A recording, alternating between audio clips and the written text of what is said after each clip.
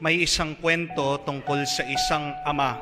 Maaga pong namatay yung misis niya at naiwan yung dalawa nilang anak na lalaki na siya lang ang magtatrabaho at magtataguyod sa kanila.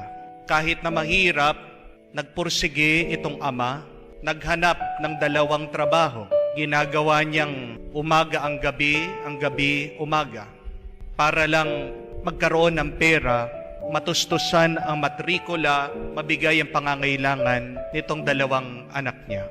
At dahil po sa kanyang pagod at pagsusumikap, napatapos niya itong dalawang anak niyang lalaki.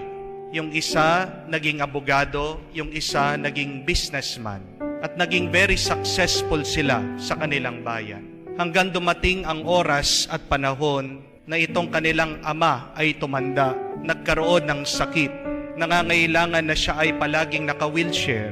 Kailangan nilang palitan ang kanyang diaper. Kailangan nilang subuan pag siya'y kumakain. Para hindi mahirapan itong dalawang magkapatid, nag-usap sila na ilipat yung matanda 1 month dito sa isang kapatid, 1 month dito sa isa pang kapatid. Pero napakahirap na nag-aalaga ng matandang may sakit. Nangangailangan ng oras, nangangailangan ng atensyon. At nagrereklamo yung kanilang mga pamilya dahil bukod sa pagod na pagod sila sa pag-aalaga, nangangamoy yung matanda.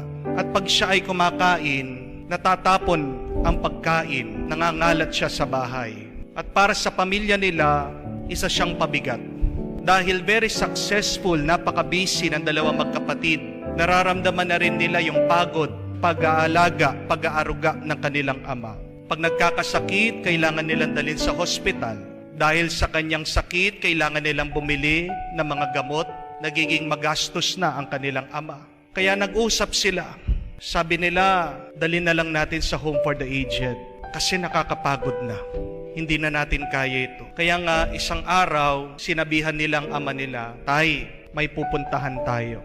Hindi po kumikibo. Sinakay nila at hindi nila sinasabi na siya'y dadalhin na sa home for the aged, iiwan na doon. Sa biyahe, walang imik, tahimik. At nung malapit na sa home for the aged, nakakita daw itong matanda, isang tulay, at sinabi niya sa kanyang mga anak, "Nak, tigil niyo yung sasakyan." "Bakit pa?" Sabi nila, "Nagmamadali tayo eh. Meron tayong pupuntahan." Sumagot yung matanda, "Mga anak, tigil niyo, sandali." Tinigil nilang sasakyan at sabi ng matanda, "Baba niyo ako." Nagmamadali yung dalawa, pero nagagalit yung matanda, sabi niya, "Baba niyo ako." Walang magawa, pinuksan nila ang pintuan, binaba nila yung matanda, naka-wheelchair. At sabi ng kanilang ama, "Tapon niyo na ako. Tapon niyo na ako sa ilog." "Bakit?"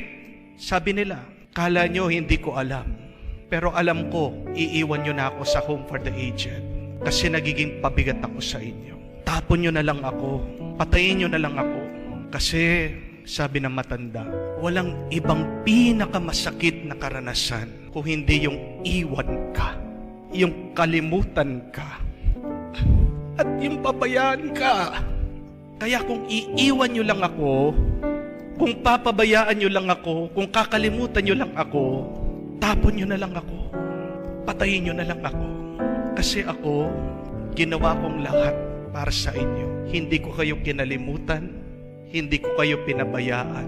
Pero kung ito lang ang gagawin nyo sa akin, mas maganda nang pumanaw na ako para tumahimik na ang aking buhay." At ito pong dalawang magkapatid, umiiyak.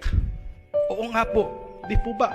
Wala nang ibang pinakamasakit na karanasan sa buhay natin kung hindi yung pabayaan ka, kalimutan ka. Anong pinakamasakit na karanasan ng ating Panginoon? Yung pinagtaksilan ba siya? Yung bang pagpusan niya ng krus? Yung bang pagpapako sa kanyang kamay? Yung bang pagpapahiya sa kanya, pangungutya sa kanya ng mga tao? Hindi. Ang pinakamasakit na karanasan ng ating Panginoon ay yung naramdaman niyang mag-isa siya. Yung pinabayaan siya, yung kinalimutan siya. Kaya nga, nasabi niya bandang huli, Diyos ko, bakit pinabayaan mo ko?" Dati, pag siya'y nagdarasal, ang salitang ginagamit niya, Ama. Ang salitang Ama, yun yung salita na nararamdaman niya napakalapit ng Diyos sa kanya. Pero doon sa punto na nakapako siya sa krus, kahit yung pinakamalapit na minamahal niya, bakit napakalayo niya? Itong mga alagad, apostoles na minahal niya, tinuruan niya, nasaan sila? Tumakbo silang lahat. Buti na lang, nandyan ang kanyang ina, si Maria. Buti na lang, nandyan si Maria Magdalena, si Maria, ina ni Cleofe, si San Juan, na ibsan yung lungkot niya.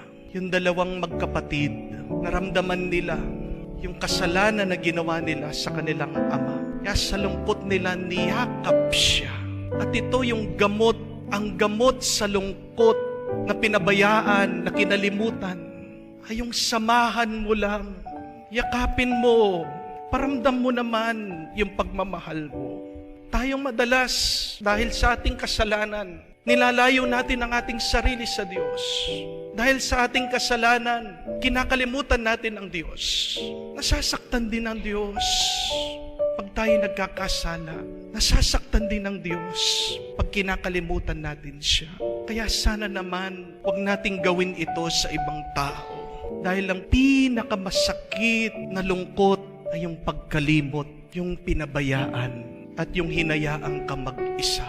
Hindi ba nararanasan din po natin yan?